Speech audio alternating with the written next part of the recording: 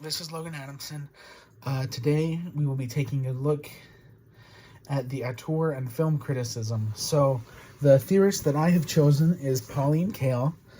She was probably my favorite theorist that we talked about in class, or the one that I agreed the most with. And the film auteur that I've chosen is Stephen King, which I know he's a book author, but I'm looking at him as a film. What's the word? Screenwriter. He helped to make the screenplays for these two movies that I'm going to use as my two examples are going to be The Silver Bullet and The Graveyard Shift. So I think what Pauline Kael would enjoy most about these movies is they're all essentially about fun in like horror movie sense. It's all about showing the cheesy movie monsters and having the scary deaths, and that's what mainly the focus of the film is telling an enjoyable story that gets us hyped up on adrenaline, or essentially we can feel sympathy towards the characters and stuff like that. Sorry, starting over my words here. So let me break down the two films real quick. The Silver Bullet is basically your classic 80s werewolf movie.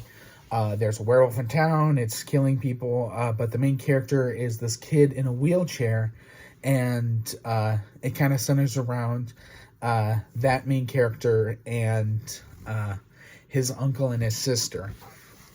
And so the movie kind of centers around that, but they still they take time to just show entertaining scenes. Like, there is an entire sequence where it's just a character's dream, but it's an entire chapel of people turning into werewolves and attacking a preacher, and that is like a full 3-minute sequence in the film, but in reality it was just a dream. So it doesn't focus on having a truly believable plot. It goes on what would be the most visually entertaining. And the same can kind of be said about the next film, Graveyard Shift. And the breakdown of that is that there's this old cotton mill that's run by a shady boss, and it's actually built on top of an old mining facility, and in the old mining facility there is a monster rat that's like a hybrid between a rat and a bat. Funny that it rhymes, but it's like the size of like a cougar, and it attacks and eats people throughout the film. And it just goes, like, the plot is so simple, and the main character is like the only one who survives all of it, is basically just this drifter from town, but the main focus is mainly on watching people get got by the monster. And so that's how I kind of feel these two films are similar, and it kind of shows Stephen King's kind of writing and if not love for monsters. And that's kind of why I enjoy these films, is just the slow reveal of the monster. Is like, in this scene you'll see its hands, but in the next scene you'll see its tail, and it's really more about showing the monster's gruesome kills instead of building on the story, which is, again, it doesn't take itself seriously. The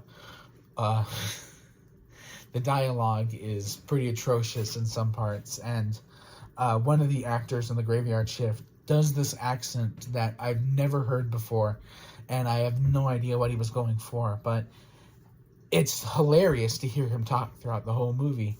But, again, that's not necessarily the focus. The focus is, we want to see some people get eaten by monsters. And so, yeah, that's kind of how I feel this how I feel Pauline Kael would really enjoy Stephen King's work. As with both his films, the stories center mainly on the mainly on the monsters more than they do the building of characters. They do build the characters to a certain extent, but even in the Silver Bullet, it's just to make you like get visual clues to who might the werewolf be, and it's revealed in the end. And yeah, that's just kind of my opinions and how I kind of look at this auteur film criticism. Is I think Pauline Kael would really enjoy Stephen King's work as a screenwriter for the two films that I chose. And even his films in general, they all seem to really focus on building the lore of monsters and watching them get their gruesome attacks. And yeah, thank you so much.